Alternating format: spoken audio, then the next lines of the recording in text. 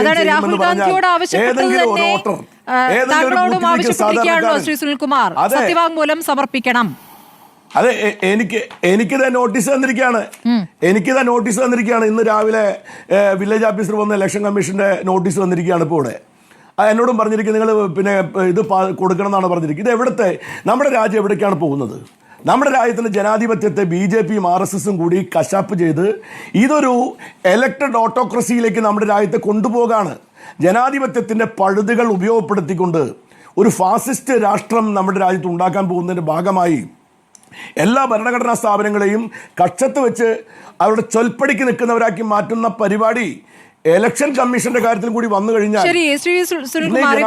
തൃശ്ശൂരിലെ കാര്യത്തിൽ വോട്ടർമാരെ കൂട്ടത്തോടെ BJP കൊണ്ടുവരുന്നു എന്നുള്ള ആരോപണം നിങ്ങൾ തിരഞ്ഞെടുപ്പിന് മുൻപേ ഉന്നയിച്ചതാണ്. ശരി, പക്ഷേ ഈ തരത്തിൽ മൊത്തം കണക്ക് അത് കമ്പയർ ചെയ്യുമ്പോൾ 2019 ലോക്സഭാ തെരഞ്ഞെടുപ്പിലെ കണക്കുമായി കമ്പയർ ചെയ്യുമ്പോൾ 2024 പുരുഷ വോട്ടർമാർ 1,30,030,000 സ്ത്രീ വോട്ടർമാർ 80,000 മാത്രമാണ് കൂടിയത്.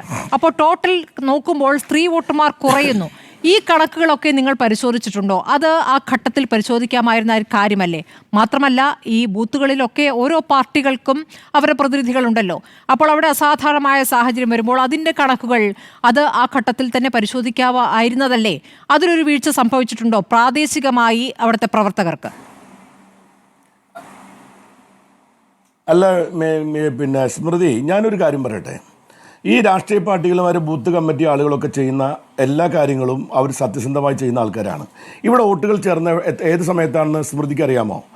2024 ജനുവരി മാസം 28 ഫൈനൽ വോട്ടർ പട്ടിക പുറത്തിറങ്ങി. അതിനുശേഷം 4/4/2024 വോട്ടെടുപ്പിന് വേണ്ടിയിട്ടുള്ള ഏറ്റവും അവസാനത്തെ വോട്ടർ പട്ടിക പുറത്തിറങ്ങുന്നത്.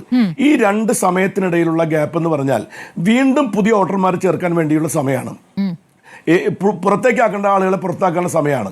പക്ഷേ ഇവിടെ ഈ BJP പറയുന്ന മറ്റ് മണ്ഡലങ്ങളിലെ അനധികൃതമായി അവിടുത്തെ ജനപ്രതിനിധിയെ തിരഞ്ഞെടുക്കേണ്ട അവിടുത്തെ ആളുകൾ BJPക്കാർ RSSകാരുമായ കേഡർമാരെ അവർ ചേർക്കുന്നത് എപ്പോഴാണെന്നറിയാമോ?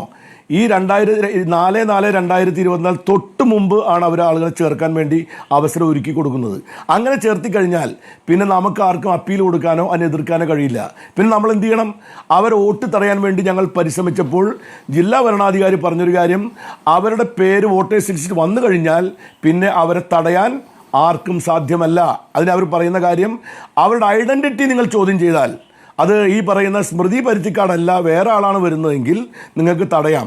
പക്ഷേ സ്മൃതി പരുത്തിക്കാട് ചേലക്കര മണ്ഡലംകാരിയാണെന്ന് പറഞ്ഞുകൊണ്ട് മാത്രം നിങ്ങളുടെ വോട്ട് ഇവിടെ തടയാൻ കഴിയില്ല എന്നാണ് ഇലക്ഷൻ കമ്മീഷൻ അന്തിമമായി വിധിച്ചത്. ഞങ്ങൾ 5-6 പരാതികൾ മാത്രമല്ല, കൃത്യമായ രേഖകൾ സഹിതം പരാതികൾ കൊടുത്തു. ഞങ്ങളുടെ ബൂത്ത് കമ്മിറ്റിക്കാർ കൊടുത്തു. ഈ പരാതികൾ ഒന്നും തന്നെ ഇലക്ഷൻ കമ്മീഷൻ പരിഗണിച്ചില്ലെന്ന് മാത്രമല്ല, അവരുടെ അതിൻ്റെ തീർപ്പാക്കിയതെല്ലാം ഏകപക്ഷീയമായി. ഞാൻ നേരത്തെ പറഞ്ഞല്ലോ, ബീഹാറിൽ ഒരു നിയമം, കേരളത്തിൽ ഒരു നിയമം. ബീഹാറിൽ നിങ്ങൾക്ക് എന്ത് വേണം?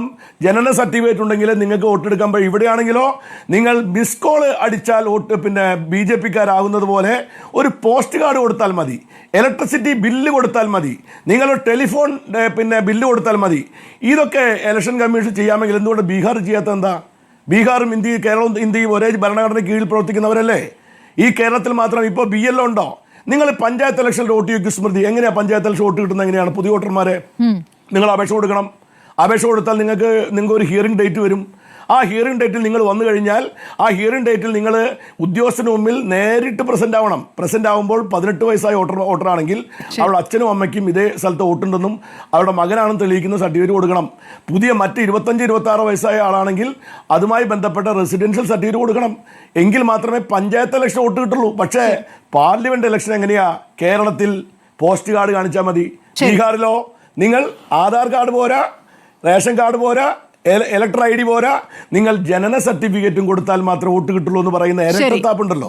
അതാണ് ജനാധിപത്യ ധ്വംസനം എന്ന് പറയുന്നത്. അവർക്ക് താല്പര്യമുള്ള സ്ഥലത്ത് താല്പര്യമുള്ള പോലെ നിബന്ധന വെച്ച് അവർക്ക് ഇഷ്ടപ്പെട്ട പോലെ റിസൾട്ട് ഉണ്ടാക്കാൻ വേണ്ടിയിട്ടുള്ള മാനിപ്പുലേഷനാണ് BJP ഇന്ത്യ മുഴുവൻ നടത്തുന്നത്.